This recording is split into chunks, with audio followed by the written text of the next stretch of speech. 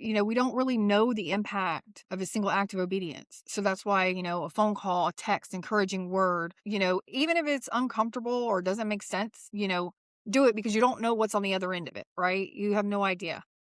And you know what's so crazy? I just want to just stop you for 1 second because I feel like that's very important to point out the uncomfortable part of it. Because I feel like a lot of the time, for the most part, it's going to be uncomfortable. It's going to be odd, right?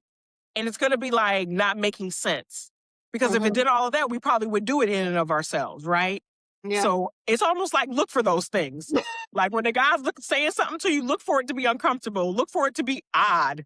You know what I mean? And it's Yeah. like, okay, then I need to do it regardless. So I'm sorry. I didn't mean to interrupt you, but that literally just stood out when you said that. No, that makes sense because there's been times where he's asked me and I'm like, really?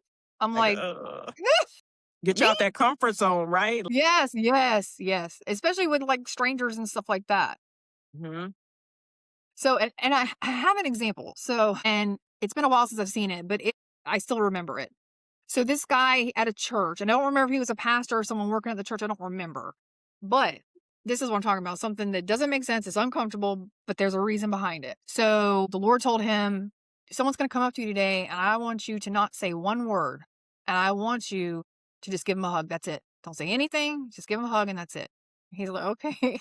He's like, okay, Lord, that's a little weird, just go up to somebody, or to just hug someone when people are kind of funny about that stuff anyway, right?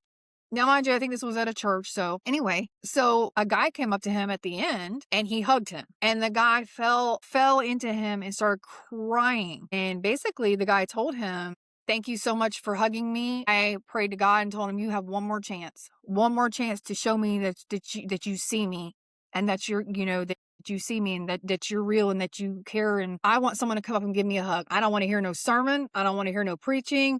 I don't want to hear anyone talking to me. I just want someone to come up and hug me."